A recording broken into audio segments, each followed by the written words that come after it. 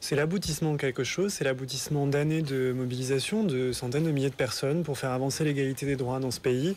Et c'est le début aussi.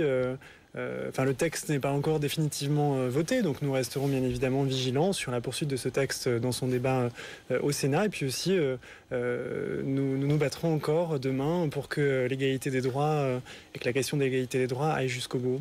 Évidemment, je vois Monsieur Assouline qui me fait un sourire, puisque le texte va évidemment aller devant le Sénat, c'est le processus législatif normal.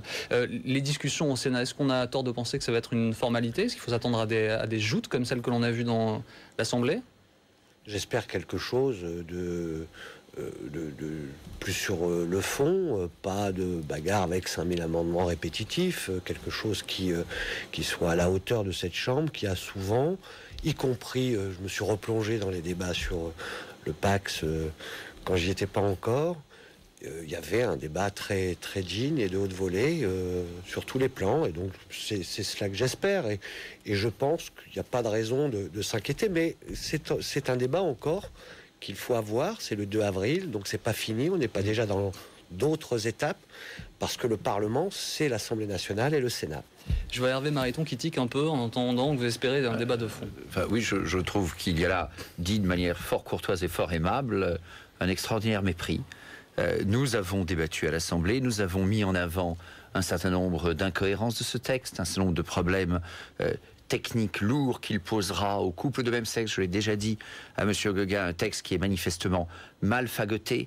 Le gouvernement, qui a bien compris la critique fortement ressentie, fortement exprimée par la population sur la disparition des mots de père et mère dans le Code civil, a masqué cela par des astuces de procédure, sans pour autant résoudre l'ensemble des difficultés. On a donc un texte qui réussit tout de même ce tour de force d'être à la fois, en réalité, je suis désolé monsieur, je vous le dis, pour des raisons idéologiques, vous ne voulez pas le regarder, mais un texte qui ne sert pas les intérêts des couples de personnes de même sexe, et en même temps un texte qui réussit à fragiliser la famille. Et quand j'entends par ailleurs Monsieur Gauguin, que je respecte, dire que c'est le combat pour l'égalité et que ce combat se poursuivra, chacun l'a bien entendu. Cela veut dire la revendication de la procréation médicalement assistée au-delà des critères médicaux qui sont aujourd'hui en vigueur. Cela veut dire la revendication de la gestation pour autrui.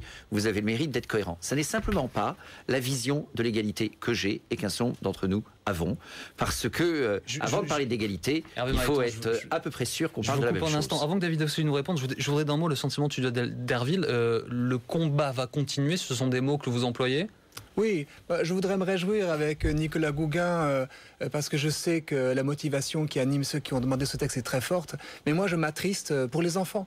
Et c'est vrai, j'espère du Sénat qu'il y aura un débat en profondeur où on remettra l'enfant au cœur du débat. Non pas seulement, bien sûr, ils sont à prendre en compte les enfants aujourd'hui élevés par des personnes de même sexe, qui le plus souvent d'ailleurs ont un père et une mère, et non pas deux pères et deux mères, qui est d'une fiction, une sorte de mensonge qu'on tendrait à leur imposer, mais les enfants des générations futures. Et moi, je vois ce débat comme emblématique d'une confrontation entre une humanité qui va, je dirais, transgresser des repères immémoriaux, des repères essentiels qui sont très précieux pour chacun d'entre nous, tous issus d'un homme et d'une femme, et puis une humanité où petit à petit, on va bricoler des filiations en faisant croire à un enfant qu'il peut être né de Pierre et Paul. Et ça, c'est cela dont nous voulons préserver, au nom de l'écologie humaine, les générations futures. Oui, je ne veux pas qu'on se méprenne. J'ai pas mal suivi ce qui se passait à l'Assemblée nationale, et il y a eu des moments très forts où les arguments des uns et des autres, excusez-moi de penser que Madame Taubira était un peu au-dessus du niveau de certains.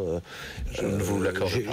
Je n'ai pas été le seul à le constater. Non, ce que je voulais dire, puisqu'on me posait la question, est-ce que ça va aller plus vite, globalement, personne, et vous êtes un parlementaire aguerri, ne peut considérer que sur si peu de changements en termes de mots dans la loi, 5000 amendements venaient apporter à la clarification du débat.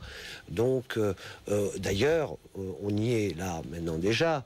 Mais je veux rappeler que vous avez plus parlé de la PMA et de la GPA que du mariage pour tous, parce que là-dessus vous étiez gêné. Non, j'ai parlé. Alors, je veux juste dire... Le mariage pour tous, qui d'ailleurs n'est pas... Excusez-moi 30 secondes sur ces... Non. Laissez-moi juste finir. Non. Mais moi, je vous ai pas interrompu. Écoutez, justement, donc le mot mariage pour tous ne figure pas. Le mot mariage pour tous n'est à aucun endroit du projet de loi. Vous allez pouvoir lui répondre dans un instant. David Assouline. Je veux juste dire que, bien entendu, il y a un moment historique aujourd'hui, parce que l'Assemblée nationale, c'est l'Assemblée nationale, il y a eu un vote solennel, il y a plus de 100 voix d'écart, c'est net, c'est fort, et je sais, Monsieur Mariton, et vous le savez aussi, qu'une fois cette loi adoptée, la droite n'y reviendra jamais. Donc vous avez fait un combat d'arrière-garde comme au moment du Pax. Maintenant vous avez même présenté le Pax comme alternative au mariage. Dans 10 ans vous inventerez autre chose quand il faudra un nouveau droit. Mais excusez-moi, mais j'ai une certaine estime pour vous, mais quelle extraordinaire prétention. Je ne sais pas si vous avez l'intention demain de prendre une carte ou de vous rapprocher d'une formation politique de droite, mais qui êtes-vous pour me dire ce que je suis censé penser demain? Je ne suis pas sûr de le savoir moi-même. Vous êtes gentil de ne pas le savoir pour moi. Enfin, on a bien vu dans tout ce débat une tentation de la police de la pensée qui est assez extravagante. Moi, je vous dis que nos débats ont permis de mettre en avant un certain nombre de points. Vous êtes revenu sur le Pax? Nous ne sommes pas revenus sur le Pax, mais je ne le porte pas. Je ne le porte pas. Je n'étais pas député à ce moment-là. Je ne le porte pas au pinacle pour autant. Et quand nous proposons le contrat d'union civile, nous ne cherchons pas à faire un décalque du Pax. Et chacun le comprend bien, le Pax n'a pas évolué de sorte à apporter de meilleurs droits aux couples de personnes de même sexe parce qu'il a été aussi ouvert aux couples hétérosexuels. Mais s'il vous plaît, nous avons... Je parle des problèmes d'application de l'article L371.1. C'est l'autorité parentale, ou en tant que mère de créer, on va me demander de lire devant un couple d'hommes ou de femmes que l'autorité parentale appartient au père et mère jusqu'à la majorité ou l'émancipation de l'enfant. Baroque comme situation. Par ailleurs, le gouvernement n'a pas touché l'article L310. Heureusement d'ailleurs à certains égards, car L310, c'est la filiation à l'égard du père et de la mère. Dans quelle situation je vous coupe un instant parce que je voudrais que tout le monde puisse s'exprimer. Je voudrais que tout le monde puisse s'exprimer. Se trouver les couples. Vous avez eu 100 heures de paroles quasiment tout seul pour redire ces choses-là. Excusez-moi, merci. Mais voilà, vous allez en parler prochainement. Au Sénat, vous en avez beaucoup parlé à l'Assemblée. 11 jours. Mon Dieu, que c'était long pour certains d'entre vous et instructif. Nicolas Gougain, oui, non, effectivement, ce débat à l'Assemblée nationale aurait eu le mérite d'éclairer tous les Français et les Françaises sur les objectifs de chacun et la pensée de chacun, puisqu'on a entendu, y compris de la part de l'opposition, des éléments très très répétitifs sur leur appréhension du projet de loi et leurs inquiétudes sur les incidences de ce projet de loi. Moi, je le répète, ce projet de loi n'a aucune incidence sur la vie des couples hétérosexuels ni des familles hétéroparentales. Et par ailleurs, et ça, je trouve que... justement, moi, je considère qu'il faut reconnaître toutes les familles. Et donc, vous créez différentes catégories entre les familles, que ce soit un couple hétéro ou un couple homo qui élève les enfants. Mais moi, je suis fasciné d'entendre et d'avoir entendu pendant tous ces débats à quel point les couples homo étaient respectables, tellement respectables qu'on leur promettait un droit particulier appelé alliance civile ou union civile, tellement respectable pour élever des enfants qu'il fallait trouver encore d'autres bidouillages pour trouver des manières de reconnaissance qui n'étaient pas dans l'égalité des droits, mais pas l'égalité des droits. Et donc, moi, je trouve que les réponses de la majorité politique, que j'ai trouvé beaucoup plus mobilisées qu'au moment du Pax, et je m'en réjouis, au moment du débat du Pax, et les réponses du gouvernement étaient extrêmement claires là-dessus, pour répondre sur toutes les contre-vérités qui ont été assénées pendant ces dernières semaines.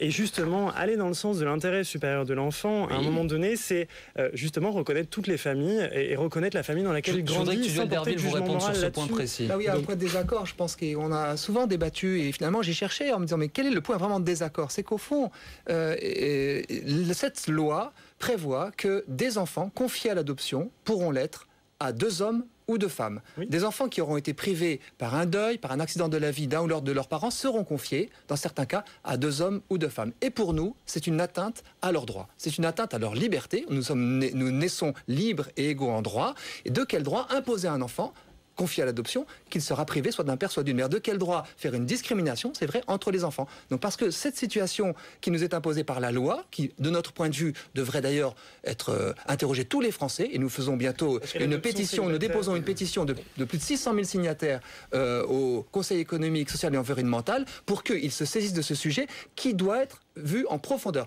La plupart des Français, encore aujourd'hui, ignorent que c'est décidé l'adoption plénière pour 2 hommes ou 2 femmes dans cette loi. Et encore, en arrivant ici, je discutais avec une personne qui, dans la voiture, ignorait qu'on avait voté. Elle m'a dit, on n'a pas voté l'adoption quand même. Eh bien si. Et ça, c'est très grave pour notre pays. Vous faites fi déjà du fait qu'aujourd'hui, il y a des enfants qui sont élevés par des couples homosexuels. Je le sais bien. Mais pas par des parents. Non, vous faites... Si, ils jouent le rôle de parents. Mais ils ne sont pas reconnus en tant que tel. Un éducateur n'est pas forcément un parent. Non. Inventer une filiation artificielle pour un deuxième... Non, arrêtez avec l'artificiel. Je vais vous dire, ce qui est le plus certainement appréhendable par tout le monde, c'est qu'il faut, quand on adopte, que le couple qui adopte aime l'enfant, lui donne tout, l'aide à grandir, l'aide à devenir un être libre. Et c'est la référence, l'altérité homme-femme dont nous sommes tous issus qui manque. Écoutez, franchement, sur ce que je viens de vous dire, qu'il y a un homme et une femme ne garantit pas ça, vous le savez. Mais pourquoi pas, bien. Pourquoi pas 3, et pourquoi pas 3, pourquoi pas 4? C'est pas l'amour homosexuel où cela est complètement garanti. Bien sûr, donc, je respecte. C'est l'égalité des droits. Et ensuite, il y a la vie et il y a l'investissement que des parents ont vers leurs enfants pour les élever. Vous êtes dans quelque chose qui est vraiment loin derrière nous. Le mariage a bougé. Je vais vous dire.